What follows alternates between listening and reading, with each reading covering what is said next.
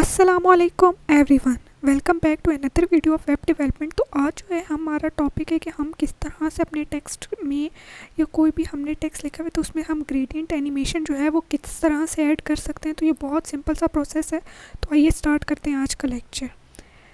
सबसे पहले हमारा क्या काम है, हम क्या करेंगे कि हम डिव बॉडी में जाके हम एक डिव जो है ले लेंगे, उसके अंदर हम कोई भी जो है वो टेक्स्ट ऐड कर देंगे।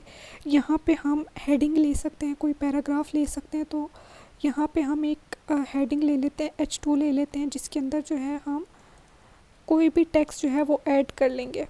तो यहाँ पे हमने एक टेक्स्ट ऐड कर लिए। अब जो है हमने क्या करना है, इसकी जो है स्टाइलिंग करनी है। तो सबसे पहले जो है हम इसको डिव सबसे पहले हम डिव की स्टाइलिंग करेंगे। तो हम स्टाइल में जाके हेड में जाएंगे, उधर स्टाइल का टैग बना लिया। तो सबसे पहले जो है हमारा क्या काम है कि हमने डिव पे जो है वो अपनी एनिमेशन जो है वो अप्लाई कर लेते हैं। तो यहाँ पे हमने डिव पे लगानी है। तो डिव टैग को जो है हमने डिफ़ाइन कर लिया। तो सबसे पहले इसकी डिस्प्ले वगैरह और कंटेंट वगैरह जो हमने इसकी हाइट वगैरह एडजस्ट करनी है तो वो कर लेते हैं। तो यहाँ पे हम इसकी डिस्प्ले सेट कर लेते हैं। तो डिस्प्ले हम इसकी फ्लेक्स रख लेते हैं। उसके बाद हम इसका जो कंटेंट को जस्टिफाई कर लेंगे ताकि हमारा जो टेक्स्ट है वो सेंटर में शो हो। उसके बाद हम इसकी टेक्स्ट अलाइनमेंट या जो भी चीज़ें हमने इसकी विड्थ हाइट सेट करनी है वो भी हम सेट कर लेंगे।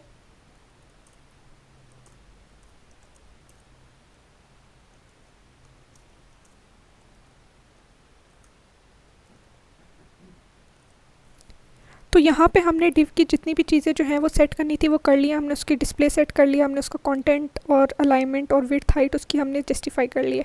अब जो हमारा मेन काम है वो ये है कि हमने ये जो हेडिंग डिफ़ाइन की है इसके ऊपर हमने एनिमेशंस जो हैं वो अप्लाई करनी है। तो स्टाइल में जाके हम हेडिंग के ऊपर जो हमने एनिमेशंस जो हैं वो अप्लाई करनी है तो वो जो है हम अप्लाई कर लेते हैं। हम टेक्स्ट ट्रांसफॉर्म लगा सकते हैं ताकि हमारा जो जितना भी टेक्स्ट है वो हमारा अपर केस में शो हो। अगर हम लोअर केस में करना चाहते हैं तो वो भी हम कर सकते हैं। इसके अलावा हम टेक्स्ट के ऊपर जो बैकग्राउंड इमेज है वहाँ पे हम लीनियर ग्रेडियंट के जो है वो कलर्स को अप्लाई करेंगे। तो यहाँ पे हम लीनियर ग्रेडियंट का जो है वो यूज़ कर लेंगे और यहाँ पे हम जिस तरह से एनिमेशन जो है वो लगाना चाहते हैं वो डिफ़ाइन करेंगे। और नेक्स्ट जो है हमने जो कलर्स जो हैं हमने डिफ़ाइन करने हैं वो हम यहाँ पे डिफ़ाइन कर लेंगे। तो यहाँ पे हम एक इनिशियल जो है वो कलर ले लेते हैं। उसके बाद हम उस कलर को जो है मॉडिफाई कर लेंगे। तो यहाँ पे हम जो भी कलर जो है वो अप्लाई करना चाहते हैं तो उसके अकॉर्डिंग जो है हम अप्लाई कर सकते हैं। तो यहाँ पे हमने फ़र्स्ट कलर ले लिया। इसके बाद इसी तरह से जो है हम सेकंड कलर और थर्ड कलर भी जो है वो ले लेंगे।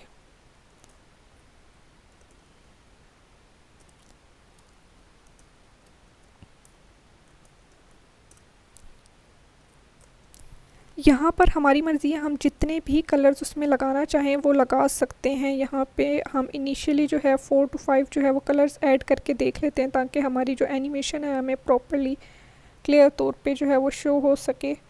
तो यहाँ पे हम एक और दफ़ा,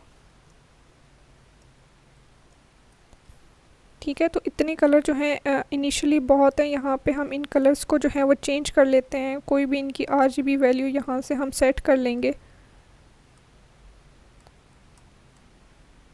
तो ये जो है हमारी एनिमेशंस जो हैं वो सेट हो चुकी हैं। इसके बाद हमारा नेक्स्ट क्या प्रोसेस है कि हमने इसके ऊपर मज़ीद इसका जो बैकग्राउंड साइज़ वगैरह जो भी हमने सेट चीज़ें करनी है वो हम कर लेंगे। तो यहाँ पे हम बैकग्राउंड साइज़ जो है वो सेट कर लेते हैं। बैकग्राउंड साइज़ हम इसका रख देते हैं 50% जो है हम इसका बैकग्राउंड साइज़ जो है वो कर देते हैं। उसके अलावा जो हमने चीज़ें करनी है, एनिमेशन हमने लगानी है तो हम एनिमेशन जो है वो लगा लेते हैं। अब एनिमेशन का जो है हमने नेम रखना है। तो हम यहाँ पे उसका कोई भी नेम लिख लेंगे। जैसे हम ग्रेडियंट जो है कलर्स अप्लाई करना चाहते हैं तो हम ग्रेडियंट कलर जो है उसका एनिमेशन का नेम रख दिया है। उसके बाद हम उसकी ड्यूरेशन क्या चाहते हैं, हम 10 सेकेंड्स या जितने भी हम टाइम चाहते हैं वो हम रख सकते हैं। उसके बाद हम उसका जो टाइम है वो हम बता सकते हैं। तो यहाँ पे हमने इनफाइनाइट जो है उसका टाइम कर दिया। उसके बाद हमारे पास क्या है कि हम इसमें एक दो और जो मेजर चीज़ें हैं वो सेट कर लेते हैं कि हम चाहते हैं कि हमारा जो वेब टेक्स्ट फिल कलर है वो ट्रांसपेरेंट रहे और बैकग्राउंड क्लिप जो है वो टेक्स्ट रहे, ताकि जो हमारी अभी अगर हम इसकी एनिमेशन देखें तो हमारे पास किस तरह से शो हो रही होगी। तो यहाँ पे हम देख लेते हैं। अगर हम इसको अभी रन करें तो हमारे पास ये इस तरह से कुछ शो हो रहा है, तो इसके ऊपर मज़ीद जो है वो एनिमेशन जो हैं वो हम लगा लेते हैं। अब हमने क्या करना है कि हम चाहते हैं कि हमारा जो बैकग्राउंड है वो टेक्स्ट रहे, तो यहाँ पे हम कर लेते हैं वेबकिट लगा लेते हैं बैकग्राउंड, क्लिप जो है हमारा टेक्स्ट रहे, और जो हमारा नेक्स्ट है वो हम चाहते हैं कि वेबकिट टेक्स्ट फिल कलर जो है वो ट्रांसपेरेंट रहे। ठीक है, ये दो चीज़ें हमने मेन जो है वो सेट कर लिया। उसके बाद हम इसका फ़ॉन्ट साइज़ भी जो है वो सेट कर लेते हैं। फ़ॉन्ट साइज़ जो है हम इसका 10 HV जो है फ़ॉन्ट साइज़ रख देते हैं। तो यहाँ पे हमने इसका फ़ॉन्ट साइज़ भी बता दिया। अब जो हमारा एक काम रह गया वो ये है कि हमने इस जो ग्रेडियंट कलर है इसकी जो इसका जो की फ्रेम है वो यहाँ पे हमने डिफ़ाइन करना है। तो यहाँ पे हम इसके की फ्रेम को भी जो है वो डिफ़ाइन कर लेते हैं।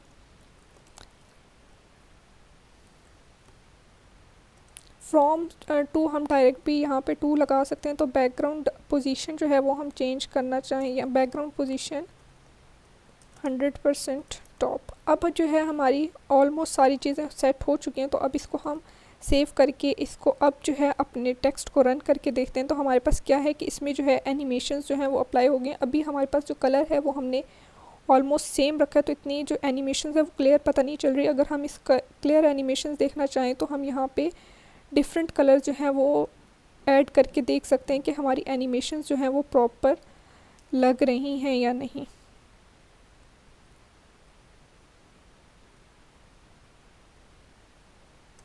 तो यहाँ पे हमने मल्टी कलर्स जो हैं वो ऐड कर लिए हैं।